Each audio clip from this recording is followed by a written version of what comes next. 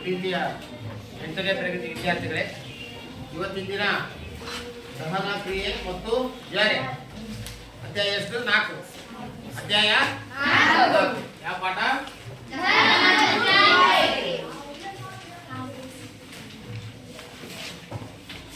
ದಹನ ಕ್ರಿಯೆ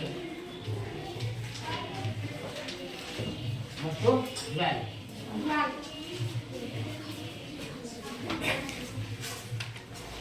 ಈಗ ದಹನ ಅಂದ್ರೆ ಏನು? ದಹನ ಅಂದ್ರೆ ಏನು? ಅಲ್ಲಲ್ಲ, ಬರೀ ದಹನ ಪದ ದಹನ ಅಂತ ಉರಿಯೋದು, ದಹ್ಯವಾಗೋದು ಮೊದಲೇ. ಈಗ ಮನೆಯಲ್ಲಿ ಅಡಿಗೆ ಮಾಡಬೇಕು. ಮನೆಯಲ್ಲಿ ಇವತ್ತು ನಾವು ರುಚಿ ರುಚಿಯಾದ ಅಡಿಗೆ ಮಾಡ್ಬೇಕಾದ್ರೆ ಏನ್ ಬೇಕು? ದಹನ ಕ್ರಿಯೆ ನಡಿಬೇಕು. ಮೊದಲ ದಹನ ಆಗ್ಬೇಕಾದ್ರೆ ಈಗ ಉರಿಬೇಕಂತ ವಸ್ತುಗಳದಾವು. ಹಂಗಾರೆ ನಾವು ಆ ವಸ್ತುಗಳನ್ನ ಉರಿಯುವಂತ ವಸ್ತುಗಳನ್ನ ಏನಂತ ಕರಿತೀವಿ? ನಾವು ಇಂಧನಗಳಂತ ಕರಿತೀವಿ. ಇಂಧನಗಳು ಹೌದಲ್ಲ? ಹಂಗಾರೆ ಈಗ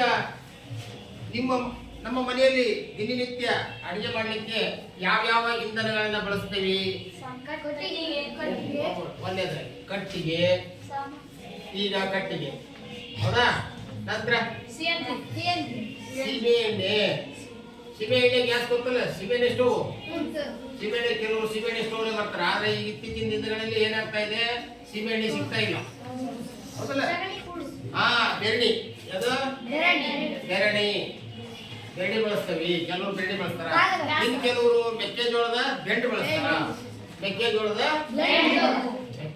ಬೆಂಡು. ಓಕೆ, ಮೆಕ್ಕೆಜೋಳದ ಬೆಂಡು ಬಳಸ್ತಾರೆ. ಬೆಂಡು. ನಂತರ ಇದ್ದಿನ ಒಲೆ ಅಂತ ಇರ್ತದೆ, ಗೊತ್ತಿದೆ ನೋಡ್ರಿ. ಇದ್ದಿನ ಒಲೆ, ಇದ್ದಿನ ಬಳಸ್ತಾರ ಹೌದಾ? ಇನ್ ಕೆಲವರು ಕರೆಂಟ್ ಬಳಸ್ತಾರೆ. ಕರೆಂಟ್ ಒಲೆ,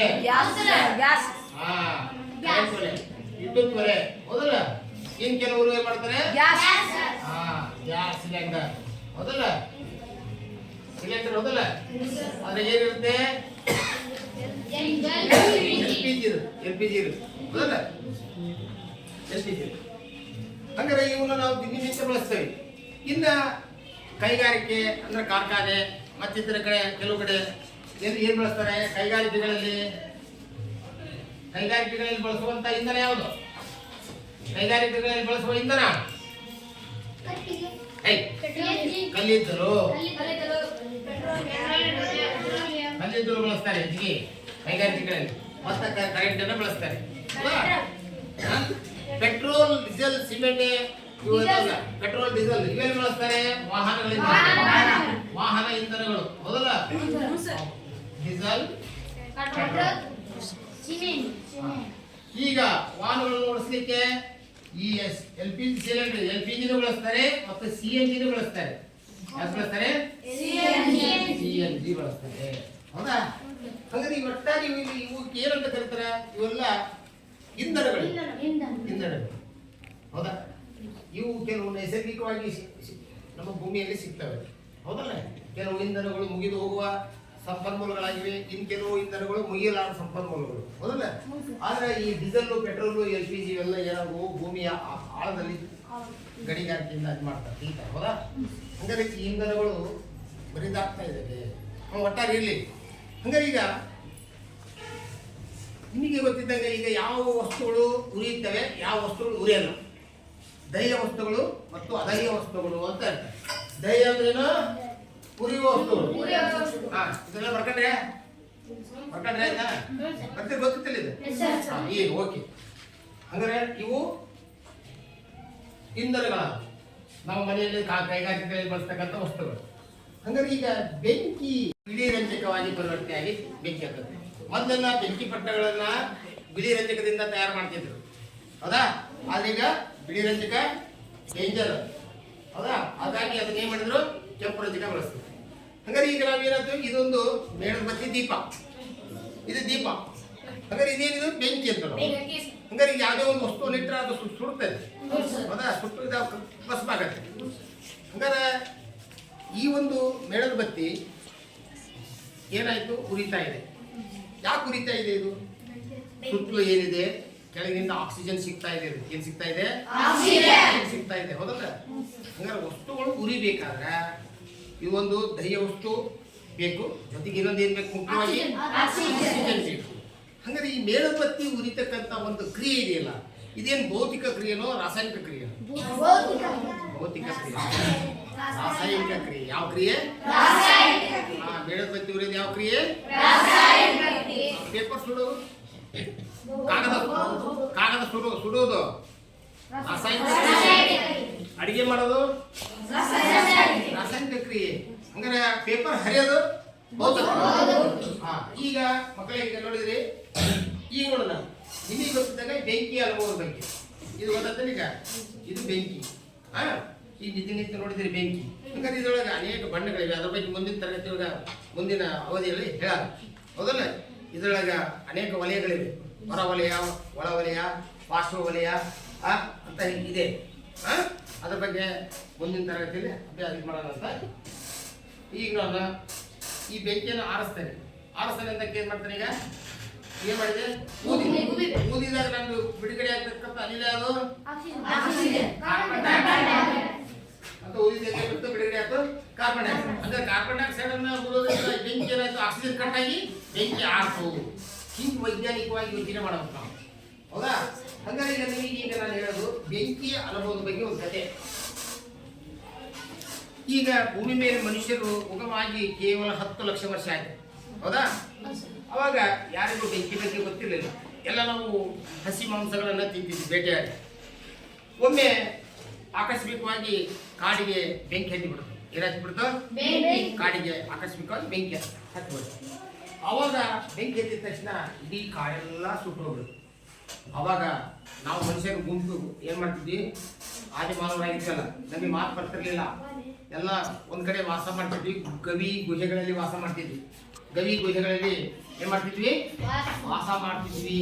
ಅವಾಗ ಆ ಸಂದರ್ಭದಲ್ಲಿ ಬೆಂಕಿ ಹತ್ತಿದ ತಕ್ಷಣ ನಾವು ಎಲ್ಲ ಒಳಗೆ ಹೋಗಿ ಅಡಿಕೆ ಬಿಟ್ವಿ ಗುಹೆಗಳಲ್ಲಿ. ಅವಾಗ ಕಾಡಿಗೆ ಬೆಂಕಿ ಹತ್ತಿದ್ದು 2-3 ದಿನ ಊರು ಕೊನೆಗೆ ಎಲ್ಲ ಬೆಂಕಿ ಓಟ್ ಕಾಡು ಹಚ್ಚ ಹಸಿರಾಗಿದ್ದು ಏನಾಯ್ತು? ಕಪ್ಪ 2-3 ದಿನ ಆದ್ಮೇಲೆ ಹೊರಗೆ ಮನುಷ್ಯ ಹೊರಗೆ ಬರ್ತಾನೆ, ನೋಡ್ತಾನೆ ಎಲ್ಲ ಕಡೆ ಕಪ್ಪು. ಅವಾಗ ಹಿಂಗೆ ಯಾಕಾಯ್ತು ಅವನಿಗೆ ಅಂತ ಯೋಚನೆ ಮಾಡ್ತಾನೆ. ಓಹೋ, ಈಗ ಕಾಡಿಗೆ ಬೆಂಕಿ ಹತ್ತಿದ್ರಿಂದ ಇದೆಲ್ಲ ಸುಟ್ಬಿಡ್ತು ಅಂತ. ಅವನಿಗೆ 2 ದಿನ ಆದರೂ ಅವನಿಗೆ ಏನಿಲ್ಲ, ತಿನ್ನಾಕ ಆಹಾರ ಇಲ್ಲ. ಅವಾಗ ಏನು ಮಾಡ್ತಾನೆ? ಹಟ್ಟಿ ಹಸಿವಾಗಿರ್ತಾನೆ. ಎಲ್ಲರೂ ಹೊರಗೆ ಬಂದು ಗುಹೆಯಿಂದ ಹೊರಗೆ ಎಲ್ಲ ಕಡೆ ಹುಡುಕ್ತಾರೆ, ಎಲ್ಲಿ ಪ್ರಾಣಿಗಳು ಸಿಗಲ್ಲ. ಕೊನೆಗೆ ಒಂದು ಮರದ ಮೇಲೆ ಅರ್ಧಮರ್ಧ ಸುಟ್ಟಂತ ಒಂದು ಪ್ರಾಣಿ ಮಲಗಿತ್ತು. ಅವಾಗ ಹಸಿದ ಮರವನ್ನು ಒಬ್ಬ ಮನುಷ್ಯ ಏನು ಮಾಡ್ತಾನೆ? ಮರವನ್ನು ಹತ್ತಿ ಆ ಪ್ರಾಣಿನ ತಗೊಂಬಂದು ಕೆಳಗಡೆ ನೋಡಿದಾಗ ತಿಂತಾರೆ. ಅವಾಗ ನನಗೇನಾಕತಿ? ಅರ್ಧಮರ್ಧ ಬೆಂದಿರ್ತದು, ಹೌದಾ? ಆ ಪ್ರಾಣಿನ ಹಸಿ ಮಾಂಸ ತಿಂತಿದ್ದ ಮೊದಲ. ಈ ಅರ್ಧಮರ್ಧ ಬೆಂದ ಪ್ರಾಣಿನ ತಿಂದಾಗ ಅವನಿಗೆ ಒಂದು ರೀತಿ ಹೊಸ ರುಚಿ ಕಂಡುಬಿಡ್ತು. ಅವಾಗ ಎಲ್ಲರೂ ಖುಷಿ ಪಟ್ಟರು, ಎಲ್ಲರೂ ಕೇಕೆ ಹಾಕಿದ್ರು. ಓಹೋ, ಹಾಗಾದ್ರೆ ಇನ್ಮೇಲೆ ಯಾವುದೇ ಪ್ರಾಣಿಯನ್ನ ಬೇಟೆಯಾಡಿ ಅದನ್ನೇ ಮಾಡಬೇಕು? ಸುಟ್ಟು ತಿಂದ್ರೆ, ಬೇಯಿಸಿ ತಿಂದ್ರೆ, ದಹಿಸಿ ತಿಂದ್ರೆ ನಮಗೆ ರುಚಿ ಬರ್ತೈತಿ. ಅವಾಗ ಅವನು ಏನ್ ಮಾಡಿದ? ಅವತ್ತಿಂದ ಆ ಬೆಂಕಿ ಏನಿತ್ತಲ್ಲ ಅದನ್ನೇನ್ ಮಾಡಿಬಿಟ್ಟ? ಒಂದ್ ಕಡೆ ಸಂಗ್ರಹ ಮಾಡಿ ಇಟ್ಕೊಂಡ ಮನುಷ್ಯ. ಅವಾಗ ಪ್ರತಿಯೊಂದಕ್ಕೂ ಯಾವುದೋ ಒಂದು ಪ್ರಾಣಿ ಇದು ಮಾಡಲಿ. ಇವತ್ತು ನಾವು ಯಾವುದೋ ಒಂದು ಮೆಕ್ಕೆಜೋಳ ಬೇಸಿಗೆ ತಿಂದ್ರೆ ಎಷ್ಟು ರುಚಿ ಇರ್ತದೆ. ಪ್ರತಿಯೊಬ್ಬ ಪದಾರ್ಥವನ್ನು ನಾವು ಬೇಸಿಗೆ ತಿನ್ನೋದು. ಹಾಗಾಗಿ ನಮಗೆ ರುಚಿ ಅನುಭವ ಆಯ್ತು. ಅವಾಗ ಮೆದುಳಿನ ಬೆಳವಣಿಗೆ ಆಯಿತು, ಮೆದುಳು ವಿಕಾಸ ಆಯಿತು. ಇವತ್ತು ನಾವು ಬುದ್ಧಿವಂತರಾಗಲಿಕ್ಕೆ ಮೊಟ್ಟ ಮೊದಲು ಮನುಷ್ಯನಿಗೆ ಆಗಿರ್ತಕ್ಕಂಥ ಅನುಭವ ಯಾವುದು? ಬೆಂಕಿಯ ಅನುಭವ. ಅರ್ಥಾಯ್ತಾ? ಬೆಂಕಿಯ ಅನುಭವ ಆದ್ಮೇಲೆ ಮನುಷ್ಯನ ಮೆದುಳಿನಲ್ಲಿ ಬದಲಾವಣೆ ಆಗಿರೋದು. ಅರ್ಥಾಯ್ತಾ? ಇವತ್ತು ಯೋಚನೆ ಮಾಡೋ ಶಕ್ತಿ ಯಾರಿಂದ ಎಲ್ಲಿ ಬಂತು? ರುಚಿಯಾದ ಅಡಿಗೆಯನ್ನು ತಿನ್ನೋದ್ರಿಂದ ಬೆಂಕಿಯ ಅನುಭವ ಬಂತು. ಬೆಂಕಿ ಅನುಭವ ಆಗಿದ್ರಿಂದ. ಇಲ್ಲಾಂದ್ರೆ ನಾವು ಮೊದಲು ಅದೇ ಥರ ಇರ್ತಿದ್ವಿ, ಹೌದಲ್ಲ? ಫಸ್ಟ್ ಬೆಂಕಿ ಅನುಭವ ಆಗಿದ್ದರಿಂದ ಇವತ್ತು ನಾವೆಲ್ಲರೂ ಇಷ್ಟು ಚುರುಕಾಗಿದ್ದೇವೆ, ಹೌದಲ್ಲ? ಮಾತಾಡೋದು ಕಲ್ತಿದ್ದೆ ಅದರಿಂದ. ಹಾಗೆ ಬರ್ತಾ ಹೆಬ್ಬೆರಳಲ್ಲಿ ಬದಲಾವಣೆ ಆಯಿತು, ಧ್ವನಿ ಪೆಟ್ಟಿಗೆಯಲ್ಲಿ ಬದಲಾವಣೆ ಆಯಿತು, ಹೌದಲ್ಲ? ಹೀಗೆ ಬದಲಾವಣೆ ಆಗ್ತಾ ಮನುಷ್ಯ ಇಲ್ಲಿಗೆ ಬಂದಿದ್ದಾರೆ. ಒಟ್ಟಾರೆ ಬೆಂಕಿ ಬಗ್ಗೆ ನಮಗೆ ಒಂದು ಅನುಭವ ಯಾವಾಗಾಯ್ತು? ಅವತ್ತಿಂದಲೇ ಮನುಷ್ಯನ ವಿಕಾಸ ಬದಲಾವಣೆ ಆಯಿತು. ಅರ್ಥ ಆಯ್ತಾ ಮಕ್ಕಳೇ? ಹಾಗಾದ್ರೆ ಈಗ ನಿಮ್ಮ ಸುತ್ತಮುತ್ತಲು ಇರ್ತಕ್ಕಂಥ ವಸ್ತುಗಳು, ಉದಾಹರಣೆ ನಾನು ಹೇಳ್ತೀನಿ. ಈಗ ನಾನು ಇಲ್ಲಿ ಬರೀತಾ ಹೋಗ್ತೇನೆ. ಒಂದೇದು ಕಲ್ಲು ಬರದೆ, ನೀರು ಬರದೆ, ಕಟ್ಟಿಗೆ ಬರದೆ, ಹೌದಾ? ಕಬ್ಬಿಣ ಬರದೆ, ಅನೇಕ ವಸ್ತುಗಳ ಸುತ್ತಮುತ್ತಲ ಅದಾವು. ಹಂಗಾರೆ ಈಗ ಕೂಳು ಬರದೆ ಗರಣಿ, ಈಗ ಕೆಲವು ವಸ್ತುಗಳು ಬರದೆ. ಹಂಗಾರೆ ಇದನ್ನ ಕಲ್ಲನ್ನು ಉರಿಸಿದ್ರೆ ಉರಿತೈತ? ಇದು ಉರಿಯಲ್ಲ. ಹಂಗಾರೆ ಇದು ಉರಿಯಲ್ಲ ಅಂದ್ರೆ ಇದು ಎಂತ ವಸ್ತು?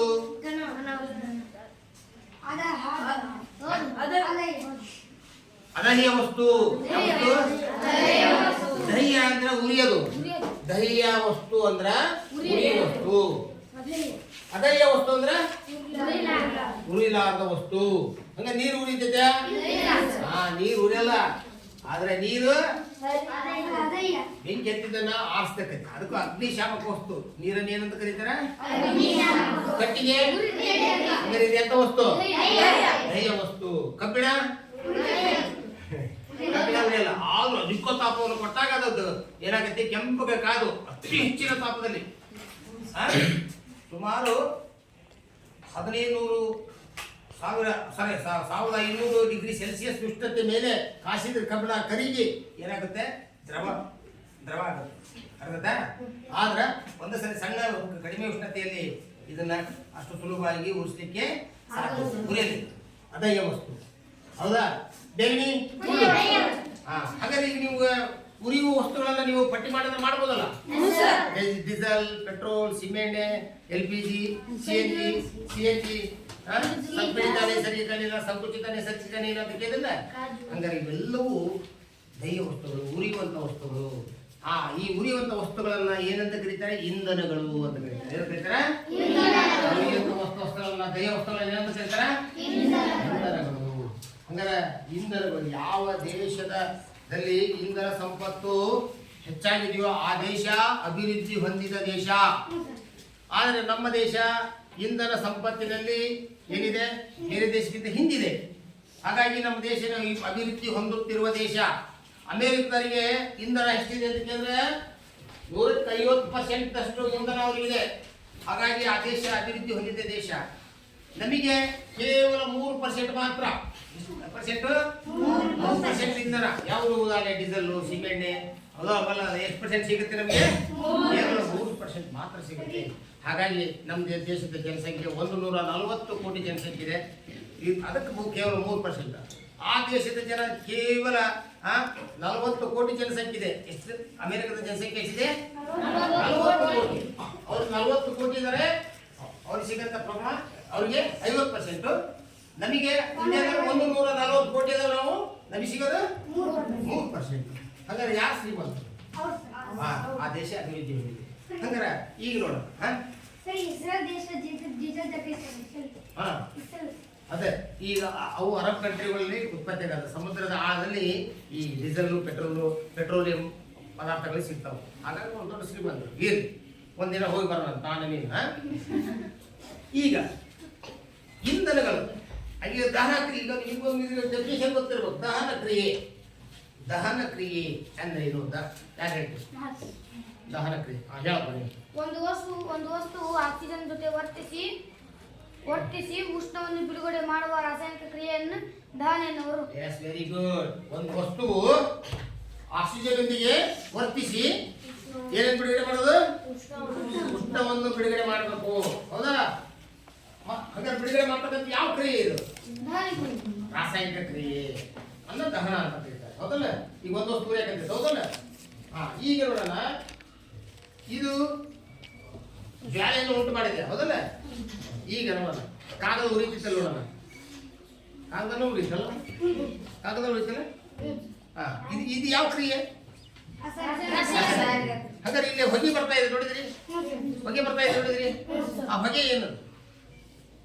ಇಲ್ಲಿ ಹೊಗೆ ಬರಕತ್ತಿತ್ತಲ್ಲ, ಆ ಹೊಗೆಯೊಳಗೆ ಏನಿದೆ? Very good. ಏನಿದೆ? ಒಂದು ಅನಿಲ ಬಿಡುಗಡೆ ಮಾಡ್ತು. ಹಂಗಾರೆ ಈ ಅನಿಲ ಬಿಡುಗಡೆ ಮಾಡ್ತು ಅಂತ ಕೇಳಿದ್ರೆ ಅದು ಎಂತ ಕ್ರಿಯೆ? ರಾಸಾಯನಿಕ ಕ್ರಿಯೆ.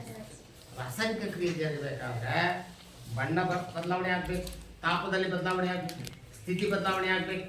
ಹೌದಲ್ಲ? ಈಗ ನೋಡ್ರಿ, ಈ ಮೇಣಬತ್ತಿ ಕರಿಗೆ ದ್ರವರೂಪ ಬರಕತ್ತಿಲ್ಲ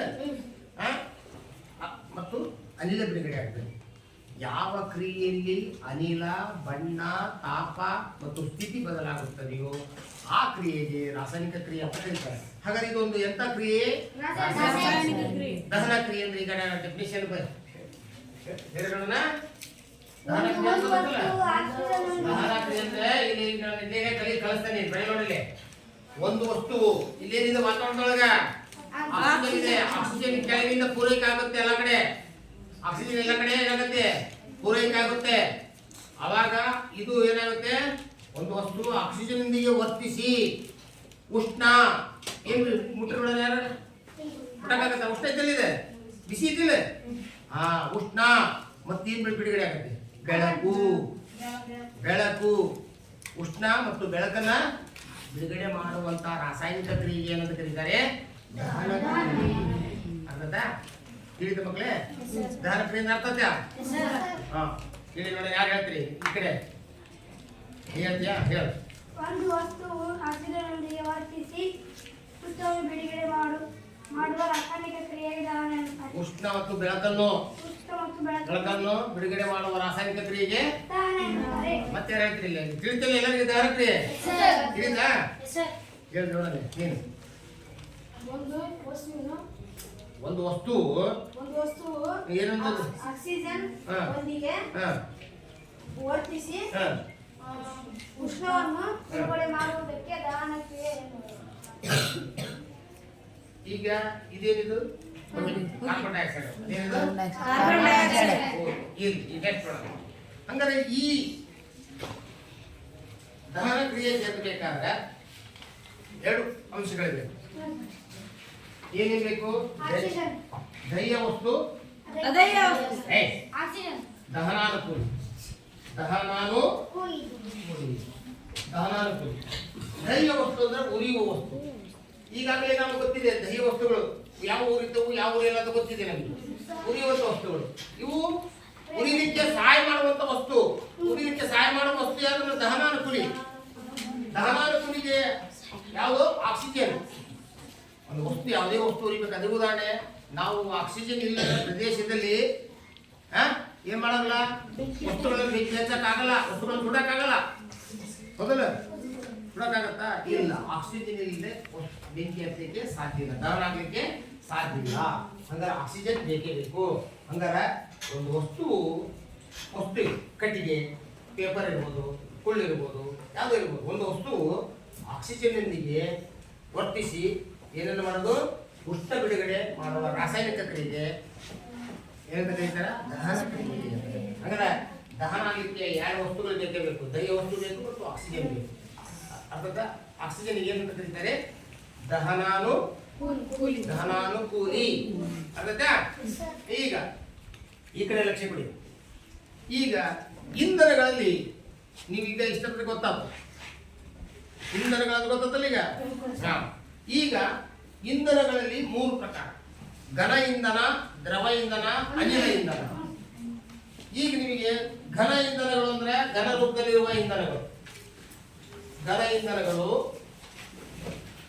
ದ್ರವ ಇಂಧನಗಳು, ಅನಿಲ ಇಂಧನಗಳು 3. ಘನ ಇಂಧನಗಳು ಯಾವಪ್ಪ?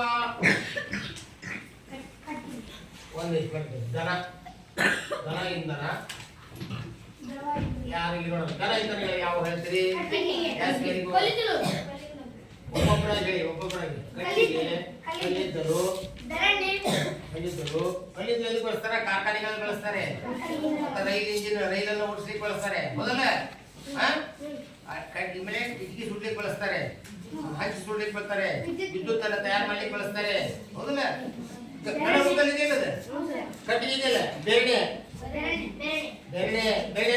ಹುಲ್ಲು, ಆಮೇಲೆ ಇದ್ದಿರು ಇತ್ಯಾದಿಗಳು ಏನಿವು ಘನ ಇಂಧನಗಳು. ಘನ ಅಂದ್ರೇನಪ್ಪ? ಗಟ್ಟಿಯಾಗಿರೋ. ತಿಳಿದಿದ್ದ ನಿನಗೆ ಸುಮ್ಮನೆ ಹಂಗ ಕುತ್ಕೊಂಡಿಲ್ಲ. ನೀವು ಪಾಠ ಮಾಡುವಾಗ ಮಕ್ಕಳಿಗೆ ಕೇಳ್ರಿ, ನೀವು ಹೊಸ ಹೊಸ ಪದಗಳನ್ನ ನೀವು ಬಾಯಿ ಹೇಳಿದೆ ಅಂತ ಇರಬೇಕು ಮನಸ್ಸಿನೊಳಗೆ, ಇಲ್ಲಾಂದ್ರೆ ಕಲಿಯಕ್ಕಾಗಲ್ಲ. ಹೇಳ್ತಕ್ಕ ನೀವು ಮನಸ್ಸಿನಲ್ಲಿ ಹೇಳಿದಂತ ಇರಬೇಕು, ಇಲ್ಲದ್ರೆ ಬರಲ್ಲ. ಈಗ ದ್ರವ ಇಂಧನಗಳು. ದ್ರವ ಅಂದ್ರೆ ನೀರು ಅಂತಿರೋ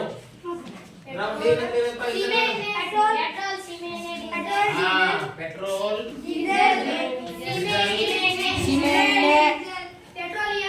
ಸಿಮೆಂಟ್,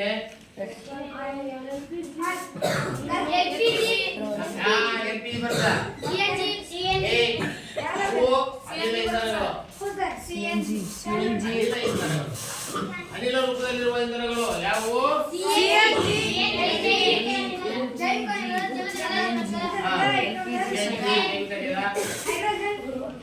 ಮೀಥೇನ್ ಅನಿಲ, ಗೋಬರ್ ಗ್ಯಾಸ್ ಮೊದಲ ಗೋಬರ್ ಗ್ಯಾಸ್.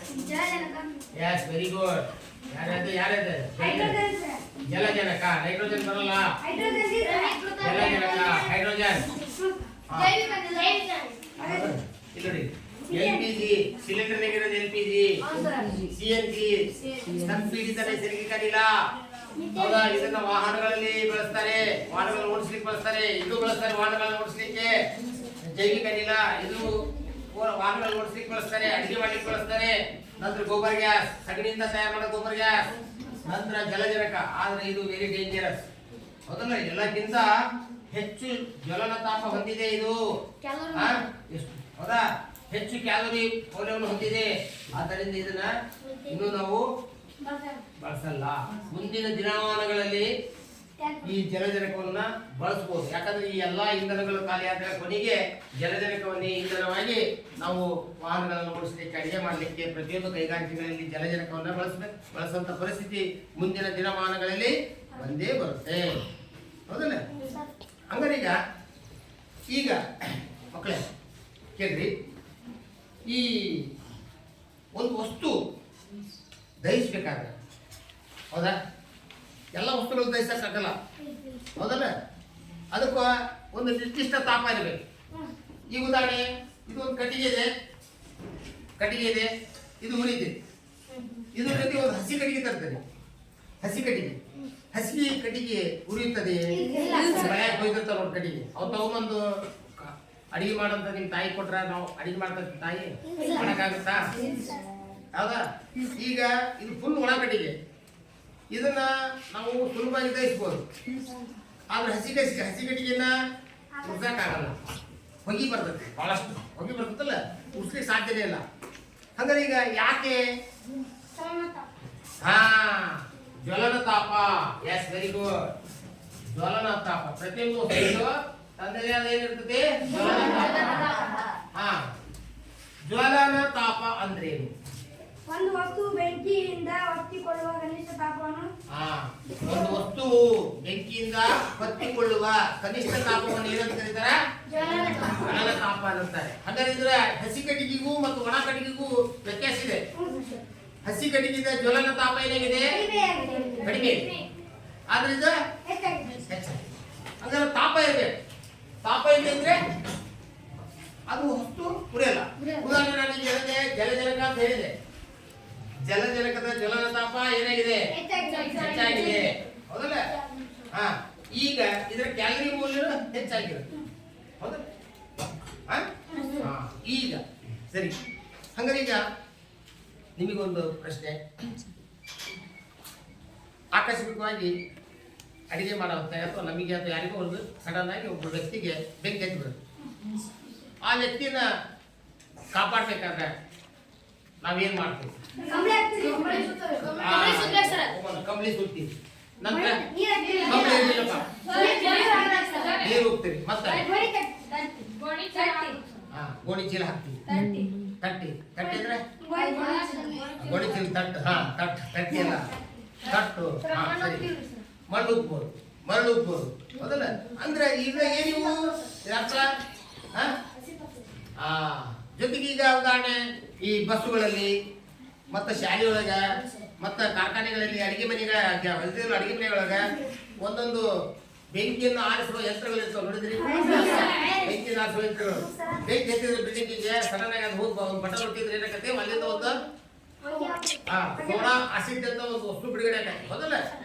ಅದು ಅದ್ರ ಮೇಲೆ ಬೆಂಕಿ ಮೇಲೆ ಹೋಗಿ ಬೆಂಕಿಯನ್ನು ಏನ್ ಮಾಡುತ್ತೆ ಅಂದ್ರೆ ಅಲ್ಲಿರ್ತಕ್ಕಂಥ ಆಕ್ಸಿಜನ್ ಅನ್ನ ಕಡಿಮೆ ಮಾಡುತ್ತೆ, ಹೌದಲ್ಲ? ಉದಾಹರಣೆ ನನಗೆ ಈಗ ಬೆಂಕಿ ಎತ್ತಿದೆ ಅಂತ ಕೇಳಿದ್ರೆ ನನಗೆ ಒಂದು ರಗ್ಗು ಅಥವಾ ಒಂದು ಕಂಬಳಿನೋ ಒಂದು ಚದಾರನೋ ಸುಟ್ಟು ಬಿಟ್ರೆ ಬೆಂಕಿ ಏನಾಗತ್ತೆ? ಕಡಿಮೆ ಆಗ್ತದೆ. ಯಾಕೆ ಆಗ್ತದಂದ್ರೆ ಆ ಕಂಬಳಿ ಏನ್ ಮಾಡುತ್ತೆ? ಆಕ್ಸಿಜನ್ ಏನ್ ಮಾಡುತ್ತೆ? ಕಡಿಮೆ ಮಾಡುತ್ತೆ. ಅವಾಗ ಬೆಂಕಿ ಎತ್ತದು ಇದಾರೆ, ಅರ್ಬೇಕಾ? ಅದಕ್ಕೋಸ್ಕರ ಅಡಿಗೆ ಮಾಡೋರು ಏನ್ ಮಾಡ್ಬೇಕಂದ್ರೆ ಆದಷ್ಟು ಈ ಟೆರಿಕಾಟು, ಪಾಲಿಸ್ಟರು ಈ ಬಟ್ಟೆಗಳನ್ನ ಧರಿಸಬಾರದು. ಅವ್ರು ಎಂತ ಬಟ್ಟೆಗಳನ್ನು ಧರಿಸಬೇಕು? ಹತ್ತಿ ಹತ್ತಿ ಬಟ್ಟೆಗಳನ್ನ, ಹತ್ತಿಯಿಂದ ಮಾಡ್ತಕ್ಕಂಥ ಬಟ್ಟೆಗಳನ್ನ, ಉಣ್ಣೆ ಬಟ್ಟೆಗಳನ್ನು ಬಳಸಬಾರ್ದು. ಎಂತ ಬಟ್ಟೆಗಳನ್ನ? ಹತ್ತಿ ಬಟ್ಟೆಗಳನ್ನ ಬಳಸಬೇಕು. ಇದನ್ನ ಎಕ್ಸಾಮ್ ಒಂದು ಕೇಳ್ತಾರ. ಅಡಿಗೆ ಮಾಡುವವರು ಏನು ಯಾವ ಬಟ್ಟೆಗಳನ್ನು ಧರಿಸಿದ್ರೆ ಒಳ್ಳೇದು? ಹತ್ತಿ ಬಟ್ಟೆ, ಕಾಟನ್ ಬಟ್ಟೆ. ಅಂದ್ರೆ ಅವು ಬೇಗ ಬೆಂಕಿ ಹತ್ತಲ್ಲ. ಆದ್ರೆ ಇವು ಅದಾವಲ್ಲ ಪಾಲಿಸ್ಟರ್ ಗಿಲಿಸ್ಟರ್ ಅದಾವಲ್ಲ, ಅವು ಬೇಗ ಹತ್ತವ. ಯಾಕಂದ್ರೆ ಅವುಗಳ ಜ್ವಲನ ತಾಪ ಕಡಿಮೆ ಇದೆ, ಹೌದಲ್ಲ? ಅದಕ್ಕೋಸ್ಕರ ಬೇಗ ಬೇಗ ಹಚ್ಕೊಳ್ತವೆ. ಅರ್ಥ ಆಗ್ತಿಲ್ಲ? ಸರಿಯಾ? ಈಗ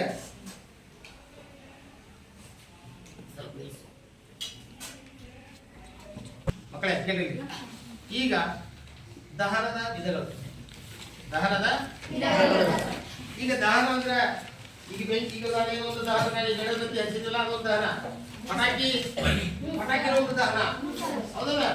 ಯಾವುದು ನಿಧಾನ ದಹನ, ನಿಧಾನವಾಗಿ ಉರಿತೈತಿ, ಯಾವುದು ವೇಗವಾಗಿ ಉರಿತೈತಿ, ಆಮೇಲೆ ಜೊತೆಗೆ ಯಾವುದು ನಮ್ಮಂತ ಶಬ್ದದೊಂದಿಗೆ ಉರಿತೈತಿ ಅನ್ನೋದನ್ನ ಈಗ ನೋಡೋಣ. ಈಗ ಮಕ್ಕಳೇ ಕೇಳಿ, ಈಗ ನಾವು ನಮ್ಮ ನವಲ್ಲಿ ಮನೆಗೆ ನಾವೆಲ್ಲ 4 ಜನ ಸಾಯಂಕಾಲ ಹೋಗೋಣ ಟೀ ಕುಡಿಯ. ಅವ್ರ ಮನ್ಯಾಗ ಅಡಿಗೆ ಒಲೆ ಕಟ್ಟಿಗೆಯಿಂದ ಅಡಿಗೆ ಮಾಡ್ತಾರೆ. ಇನ್ನು ಆಫ್ರಿನ್ ಮನ್ಯಾಗ ಏನ್ ಮಾಡ್ತಾರೆ? ಗ್ಯಾಸಿಂದ ಅಡಿಗೆ ಮಾಡ್ತಾರೆ. ಇನ್ನು ಇವ್ರು ಇವ್ರ ಮನೆ ಸುಲ್ತಾನ್ಗೆ ಮನೆಯೊಳಗ ಎದುರಿಗೆ ಸೀಮೆಣ್ಣೆ ಸ್ಟೋವ್ನಿಂದ ಅಡಿಗೆ ಮಾಡ್ತಾರೆ ಅನ್ಕೊಳ್ಳಿ. ಹಂಗಾರೆ ಈಗ 3 ಮನೆಗೆ ಹೋದಾಗ ಯಾರು ಬೇಗ ಟೀ ಮಾಡಿಕೊಡ್ತಾರೆ? ಗ್ಯಾಸ್ನಿಂದ ಮಾಡಿದಂತ ಟೀ ಬೇಗ ಆಗುತ್ತೆ, ಹೌದಲ್ಲ? ಸೀಮೆಣ್ಣಿಂದ ಮಾಡಿದಂತ ಅಡಿಗೆ ಬೇಗ ಆಗಲ್ಲ. ನಂತರ ಕಟ್ಟಿಗೆಯಿಂದ. ಈ 3ರಲ್ಲಿ ಬೇಗ ಆಗದೆ ಯಾವುದು? ಯಾಕೆ? ಗ್ಯಾಸಿನ ಜ್ವಲನ ತಾಪ ಅದ್ರ ಕಮ್ಮಿ ಕಡಿಮೆ, ಇದು ಕಡಿಮೆ, ಹೌದಲ್ಲ? ಗ್ಯಾಸ್ ಬೇಗ. ಹಂಗಾರ ಈ ಗ್ಯಾಸ್ ಅನ್ನೋದು ಯಾವ ದಹನ? ಈಗ ನಾವು ದಹನದ ವಿಧಗಳು 3, ಹೌದಲ್ಲ? ಈಗ ಒಂದೇ ದಹನ ಏನಪ್ಪ? ಕ್ಷಿಪ್ರ ದಹನ. ಕ್ಷಿಪ್ರ ಅಂದ್ರೆ ಏನು? ಕ್ಷಿಪ್ರ ದಹನ. ಕ್ಷಿಪ್ರ ಅಂದ್ರೆ ಕಟ್ಟಿಗೆ ಅಂದ ತಕ್ಷಣ ಹತ್ತು ಬಿಡುತ್ತೆ. ಕೇಳಿ, ಕ್ಷಿಪ್ರ ದಹನ. ಉದಾಹರಣೆ ನೀವು ಮನೆಯೊಳಗೆ ಆಲ್ಮೋಸ್ಟ್ ಆಲ್ ಎಲ್ಲರ ಮನೆಗೂ ಗ್ಯಾಸ್ ಸಿಲಿಂಡರ್ ಇದಾವ, ಹೌದಲ್ಲ? ಗ್ಯಾಸ್ ಸಿಲಿಂಡರ್ನ ಇದ್ದ ನಾವನ್ನ ಆನ್ ಮಾಡ್ತಾರೆ. ಟಕ್ ಅಂತ ಆನ್ ಮಾಡಿದ್ಮೇಲೆ ಬೆಂಕಿ ಕಟ್ಟಿ ಕರೀತಾರ, ಇಲ್ಲ ಏನ್ ಮಾಡ್ತಾರ? ಲೈಟರ್ ಅಂತ ಇರ್ತದೆ. ಲೈಟರ್ ಸಣ್ಣ ಕಿಡಿ ಇರ್ತದೆ, ಗೊತ್ತಲ್ಲ? ಗ್ಯಾಸ್ ಆನ್ ಮಾಡಿದ ತಕ್ಷಣ ಹಿಂಗೆ ಸಣ್ಣ ಕಿಡಿಗೆ ಬೆಂಕಿ ಹಚ್ಚಿಬಿಡುತ್ತೆ. ಕ್ಷಿಪ್ರ ದಹನ. ಹಿಂಗೆ ಒಂದ್ಸಲ ಆಕಸ್ಮಿಕವಾಗಿ ಒಂದು ಊರಲ್ಲಿ ನಡೆದ ಘಟನೆ ಇದೆ. ಏನ್ ಮಾಡಿದ್ರಪ್ಪ, ಒಬ್ರು 4 ಮಂದಿ ಬೀಗರು ಏನ್ ಮಾಡಿದ್ರು, ಏನೋ ನಗರ ಪತ್ರಿಕೆ ಕೊಡೋಕೋ ಯಾವ್ದೋ ಒಂದು ಇದಕ್ಕೆ ಒಂದು ಮನೆಗೆ ಬಂದ್ರಂತೆ. ಅವಾಗ ಮನೆಗೆ ಬಂದಾಗ ಆ ಪಂತರಿಗೆ ಏನ್ ಮಾಡ್ಬೇಕು? ಟೀ ಮಾಡ್ಲೇಬೇಕಲ್ವ? ಟಿಫನ್ ಮಾಡ್ತೀರಾ, ಟೀ ಕುಡಿತೀರಾ ಅಂತ ಕೇಳ್ತಾರ. ಅವಾಗ ಟಿಫನ್ ಬೇಡ, ನಾವು ಟೀ ಕುಡಿತೀವಿ ಅಂದಾಗ ಅವರು ಕುತ್ಕೊಂಡ್ರು. ಈ ಹೆಣ್ಮಗಳು ಏನ್ ಮಾಡಿದ್ಲು? ಆಲ್ರೆಡಿ ಗ್ಯಾಸ್ ಆನ್ ಮಾಡಿದ್ಲು, ಪಾತ್ರೆ ಇಟ್ಲು, ನೀರು ಹಾಕಿದ್ಲು. ನಂತರ ಏನ್ ಮಾಡಿದ್ಲು? ಬೆಂಕಿ ಹಚ್ಚಾಕ ಬೆಂಕಿ ಕಡ್ಡಿಲ್ಲ. ಅವಾಗ ಏನ್ ಮಾಡಿದ್ಲು? ಅವಳ ಹೋಗಿ ಬಡಬಡ ಹೋಗಿ ಏನ್ ಮಾಡಿದ್ಲು? ಬೆಂಕಿ ಕಡ್ಡಿ ತಗೊಂಬಂದ್ಲು ಒಂದು ಅಂಗಡಿಯಿಂದ. ಹೋಗಿ ಬರೋದಾಗ ಒಂದು 5-10 ನಿಮಿಷ ಆಗಿದೆ. ಅವಳು ಬೆಂಕಿ ಕಡ್ಡಿ ಅವ್ರಿಗೆ ಬಂದ್ಬಿದ್ರು. ಅಲ್ಲಿ ಪಾಪ ಮಾತಾಡಕ್ಕೆ ಕುಡ್ಕೊಂತಾರ. 4-5-10 ನಿಮಿಷದೊಳಗ ಆಲ್ರೆಡಿ ಗ್ಯಾಸ್ ಏನಾಗಿದೆ? ಜಾಸ್ತಿ ಆಗ್ಬಿಟ್ಟಿದೆ. ಇರೋ ಮನೆ ಸಣ್ಣದು. ನಂತರ ಅವಳಿಗೆ ಲಕ್ಷಣ ಇಲ್ಲ, ಗ್ಯಾಸ್ ಆನ್ ಆಗೈತಿ. ಬಂದು ಏನ್ ಮಾಡಿದ್ಲು? ಗ್ಯಾಸ್ ಮತ್ತೊಂದು ಸಲ ನೋಡಿದ್ಲು, ಗ್ಯಾಸ್ ಆನ್ ಬಿಡುತ್ತೆ. ಅಕ್ಕಿಗೆ ಸ್ಮೆಲ್ಲು ಗೊತ್ತಾಗಿಲ್ಲ. ಬರಬಡ ಏನ್ ಮಾಡಿದ್ಲು? ಬೆಂಕಿ ಕಟ್ಟಿ ಕಲ್ಲು ಗ್ಯಾಸ್ ಹೋಗಕ್ಕೆ ಎಲ್ಲಿ ಕಿಡಿಕಿ ಬಡಿಕಿ ಇರ್ಲಿಲ್ಲ. ಏನ್ ಮಾಡಿದೆ? ಟಕ್ಕಿ ಕರೆದ ತಕ್ಷಣ ಏನಾಯ್ತು? ಇಡೀ ಮನೆಗೆ ಬೆಂಕಿ ಹತ್ತಿ ಬಿಟ್ಟು ಸುಟ್ಟು. ಅವ್ರು ಬಂದು ಬೀಗರು ಸತ್ತೋದ್ರು, ಅವ್ರು ಸುಟ್ಟು, ಅವಳು ಸುಟ್ಟು ಸತ್ತೋದ್ರು, ಹೌದಾ? ಅದಕ್ಕೋಸ್ಕರ ಮಕ್ಕಳೇ, ನಿಮ್ಮ ಮನೆಯೊಳಗ ಬೆಂಕಿ ಅದು ಗ್ಯಾಸ್ ಸಿಲಿಂಡರ್ ಭಾಳ ಡೇಂಜರಸ್. ಅದನ್ನೆಲ್ಲಿಡಬೇಕು? ನಿಮ್ಮ ಕಿಟಕಿ ಎಲ್ಲಿರುತ್ತೋ ಕಿಟಕಿ ಕಡೆ ಇಡಬೇಕು. ಯಾಕಂದ್ರೆ ಗ್ಯಾಸ್ ಆನ್ ಆದರೂ ಕಿಟಕಿಯಿಂದ ಗಾಳಿ ಏನಾಗುತ್ತೆ? ಹೋಗ್ಬಿಡುತ್ತೆ, ನಿಮ್ಗೆ ಅನಾಹುತ ಆಗೋದಿಲ್ಲ. ಆದ್ರೆ ನಮ್ಮ ಹಳ್ಳಿಗಳಿಗೆ ಏನಿರ್ತಾವೆ, ಮನೆಗಳು ಉದ್ದಕ್ಕಿರ್ತಾವೆ, ಯಾವತ್ತೂ ಕಿಟಕಿ ಇಲ್ಲ, ಪಕ್ಕದ ಮನೆ ಇರ್ತಾವೆ. ಅದಕ್ಕೋಸ್ಕರ ಈ ಗ್ಯಾಸನ್ನ ಬಳಸ್ತಕ್ಕಂಥ ಎಲ್ಲರೂ ಭಾಳ ಎಚ್ಚರಿಕೆಯನ್ನು ವಹಿಸಬೇಕು. ನೀವೆಲ್ಲ ಪಾಠ ಇಟ್ಟಿರ್ತಾರ, ಬರೀ ನೀವು ಓದಿ ಎಕ್ಸಾಮ್ ಬರೆಯಕ್ಕೆ ಅಷ್ಟೇ ಅಲ್ಲ, ಇದು ಜೀವನದ ಪಾಠ ಕಲಿಬೇಕಂದ್ರೆ ಕೆಲವೊಂದು ದಹನ. ಅದಕ್ಕೆ ಕ್ಷಿಪ್ರ ದಹನ. ಕ್ಷಿಪ್ರ ದಹನ ಅಂದ್ರೆ ಯಾಕೆ ಹೇಳ್ತೀರಿ? ಹೇಳಪ್ಪ ಪ್ರಸನ್ನ. ಅಡುಗೆ ಅನಿಲ ಶೀಘ್ರವಾಗಿ ಉರಿದು ಉಷ್ಣ ಮತ್ತು ಬೆಳಕು ಉತ್ಪತ್ತಿ ಮಾಡುವುದನ್ನು ನಾವು ಗಮನಿಸುತ್ತೇವೆ. ಇಂತಹ ದಹನ ಕ್ಷಿಪ್ರದಹನ ಎನ್ನುವುದು.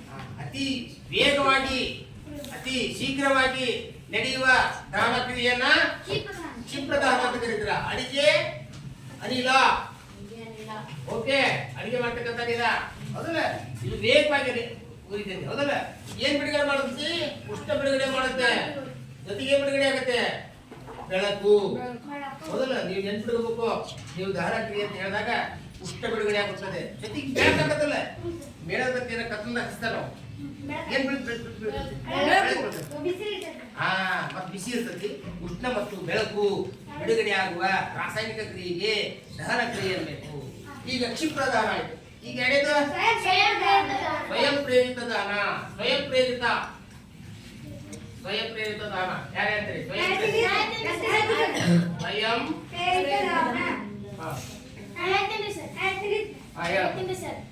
ಯಾವುದೇ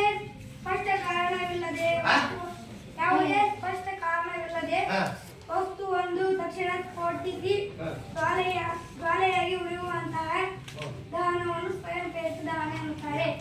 ಯಾವುದೇ ವಸ್ತುವಿನ ಸಹಾಯ ಇಲ್ಲದೆ ಸ್ವಯಂ ಪ್ರೇರಿತವಾಗಿ ಉರಿಯುವಂತಹ ಕ್ರಿಯೆಗೆ ಏನಂತ ಕರೀತಾರ? ಏನಂತ ಕರೀತಾರ? ಸ್ವಯಂ ಪ್ರೇರಿತ ದಹನ. ತಂತಾನೆ ಏನಾಗುತ್ತೆ? ಇದಕ್ಕೆ ಉದಾಹರಣೆ ಸ್ವಯಂ ಪ್ರೇರಿತ ದಹನ ಉದಾಹರಣೆ ನೋಡ್ರಿ. ಸೋಡಿಯಂ ನೋಡ್ರಿ, ಸೋಡಿಯಂ ಅನ್ನ ಸೀಮೆಯಲ್ಲಿ ಇಟ್ಟಿರ್ತಾರೆ. ಸೋಡಿಯಂ ಅಲ್ಲಿ ಇಟ್ಟಿರ್ತಾರೆ. ರಂಜಕ ಇವುಗಳಲ್ಲ. ಉದಾಹರಣೆ ನಮ್ಮ ಮೂಳೆಯೊಳಗ ರಂಜಕ ಇದೆ. ಆ ರಂಜಕದೊಳ ಏನಾಗ್ತದೆ ಅಂತ ಕೇಳಿದ್ರೆ, ಈ ಕೆಲವು ಪ್ರಾಣಿಗಳು ಸತ್ತೋಗಿರ್ತವೆ.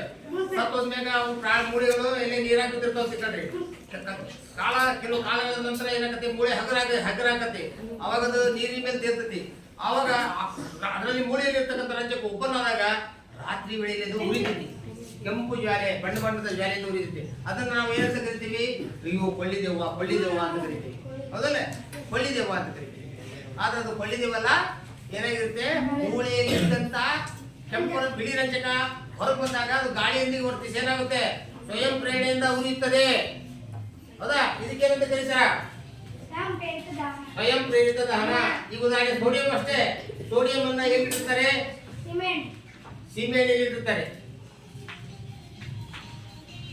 ಸೀಮೆಎಣ್ಣೆ ನೋಡಿಲಿ, ಸೋಡಿಯಂ ಏನ್ ಮಾಡ್ತಾರೆ? ಸೀಮೆಎಣ್ಣೆಯಲ್ಲಿ ಇಟ್ಟಿರ್ತಾರೆ. ಯಾಕಂತ ಕೇಳಿದ್ರೆ ಇದು ಸಹ ಆಕ್ಸಿಜನ್ ಇಂದಿಗೆ ವರ್ತಿಸಿ ಏನ್ ಮಾಡುತ್ತೆ? ಉರಿದು ಮ್ಯಾಗ್ನೇಸಿಯಂ ಆಕ್ಸೈಡ್ ಬೂದಿಯನ್ನು ಉಂಟು ಮಾಡುತ್ತೆ.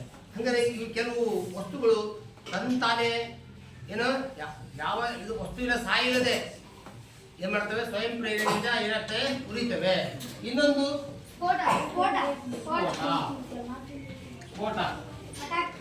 ಸ್ಫೋಟ ಅಂದ ತಕ್ಷಣ TNT ಅಂತ ಕೇಳಿದ್ರೆ, TNT ಅಂದ್ರೆ ಟ್ರೈ ನೈಟ್ರೋಟಾಲ್ಯೂನ್. ಇದೊಂದು ಸ್ಫೋಟಕ ವಸ್ತು. ಜೊತೆಗೆ ಮದ್ದು, ಅಣುಬಾಂಬು, ಆಮೇಲೆ ಜೊತೆಗೆ ಇವು ಪಟಾಕಿಗಳು, ಸಿಡಿಮದ್ದುಗಳು ನೋಡ್ರಿ ಎಷ್ಟು ಬೇಗ ಇದಾಕವು. ಅಟಮ್ ಬಾಂಬ್ ಅಂತ ಹೌದಲ್ಲ. ಹಂಗಾರ ಈ ಪಟಾಕಿಗಳು ಅದಾವಲ್ಲ, ಒಂದು ಬತ್ತಿಗೆ ಹಚ್ಚಿಬಿಟ್ರೆ ಕ್ಷಣ ಏನಾಗತ್ತೆ? ಒಂದು ಸಿಡಿದು ಬೆಂಕಿ ಬಿಡುಗಡೆ ಆಗತ್ತೆ, ಉಷ್ಣವೂ ಬಿಡುಗಡೆ ಹೌದಲ್ಲ. ಬೆಳಕು ಇದನ್ನ ಹಚ್ಚಿದಾಗ ನಮಗೆ ಎಷ್ಟೋ ಒಂದ್ ಕಡೆ ಆನಂದ ಆಗುತ್ತೆ. ಅಷ್ಟೇ ಸಿಡಿಮದ್ದುಗಳನ್ನ ಎಷ್ಟು ಉರ್ಸೋದ್ರಿಂದ ಪರಿಸರಕ್ಕೆ ಏನಾಗುತ್ತೆ?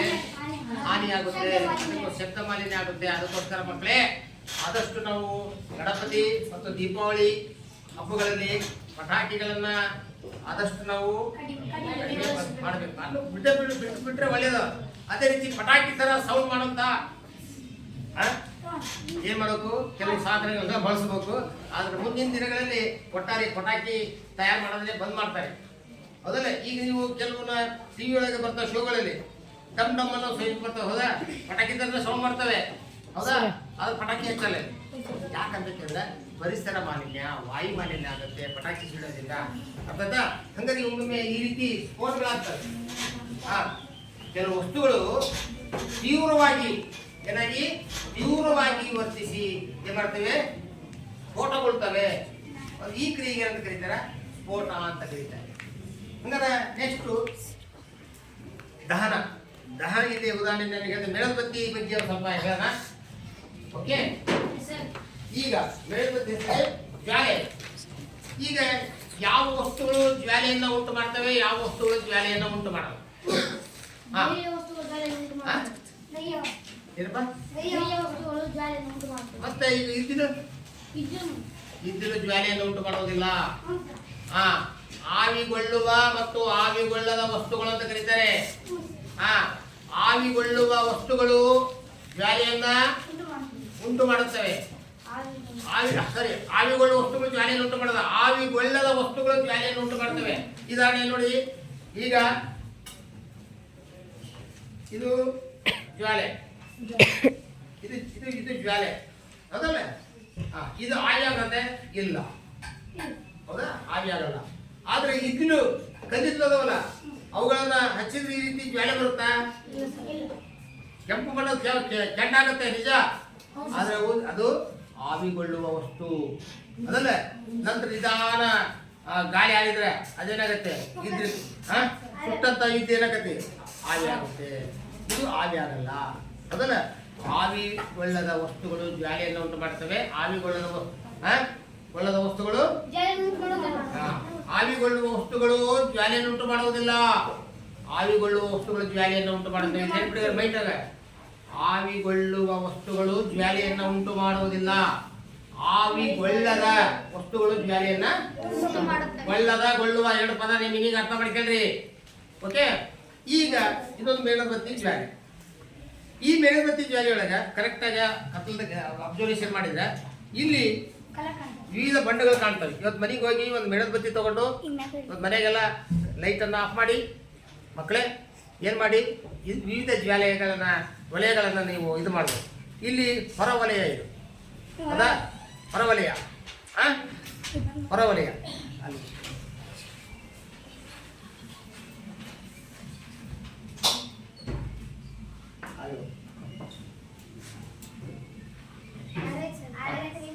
ಇಲ್ಲಿ ನೋಡಿ, ಈಗ ಆಗ್ತಿದೆ ಅದು ಒಳವಲಯ ಹೌದಾ? ಹೊರವಲಯ ವಲಯ ಅಂತ ಇರ್ತದೆ ಹೌದಾ? ಹಾಗಾದ್ರೆ ಈಗ ಇಲ್ಲಿ ವಿವಿಧ ಬಣ್ಣಗಳನ್ನ ನಾವು ನೋಡ್ತೇವೆ. ಯಾವ್ಯಾವ ಬಣ್ಣಗಳನ್ನ? ಹೊರಗಿನ ಬಣ್ಣ ನೀಲಿ ಬಣ್ಣ, ಅದ್ರ ಒಳಗಡೆ ಬಣ್ಣ ಕೆಂಪು, ಅದ್ರೊಳಗಿನ ಬಣ್ಣ ಕೇಸರಿ, ಅದ್ರೊಳಗಿನ ಬಣ್ಣ ಹಳದಿ, ಲಾಸ್ಟ್ ಒಳಗಡೆ ಬಣ್ಣ ಅದು ಕಪ್ಪು ಬಣ್ಣ. ಹೀಗೆ ವಿವಿಧ ವಲಯಗಳು. ಅಂದ್ರೆ ಈ ಜ್ವಾಲೆಯಲ್ಲಿ ಅತ್ಯಂತ ಹೆಚ್ಚು ತಾಪವನ್ನು ಹೊಂದಿರುವ ವಲಯ ಯಾವುದು? ಹೊರವಲಯ. ಹೊರವಲಯ ಯಾವ ಬಣ್ಣ? ನೀಲಿ ಬಣ್ಣವನ್ನು ಹೊಂದಿರತಕ್ಕಂತ ಜ್ವಾಲೆ ಅತಿ ಹೆಚ್ಚು ತಾಪವನ್ನು ಹೊಂದಿರುತ್ತದೆ. ಅದಾ, ಇದು ಹೊರವಲಯ. ನಂತರ ನೋಡಿ, ನಿಮ್ಮ ಈಗ ಮನೆಯೊಳಗೆ ಅಡಿಗೆ ಮಾಡ್ತಾರೆ. ಅಡಿಗೆ ಮಾಡಿದಂತ ಒಲೆನ ನೋಡ್ರಿ, ಬೆಂಕಿ ಹಚ್ಚಿದ್ದು ನಂತರ ಮನೆಯೊಳಗೆ ಗ್ಯಾಸ್ ಅನ್ನು ಬಳಸ್ತವಲ್ಲ, ಆ ಒಲೆನ ನೋಡ್ರಿ, ಯಾವ ಬಣ್ಣ ಇರುತ್ತೆ? ಗ್ಯಾಸಿಂದ ಯಾವ್ದು ಬಣ್ಣ ಇರುತ್ತೆ? ನೀಲಿ ಬಣ್ಣ ಇರುತ್ತೆ ಹೌದಲ್ಲ? ಆದ್ರೆ ಅಡಿಗೆದ ಯಾವಾಗ್ಲೂ ಹಳದಿ ಬಣ್ಣ ಇರುತ್ತೆ, ಕೆಂಪು ಬಣ್ಣ ಇರುತ್ತೆ.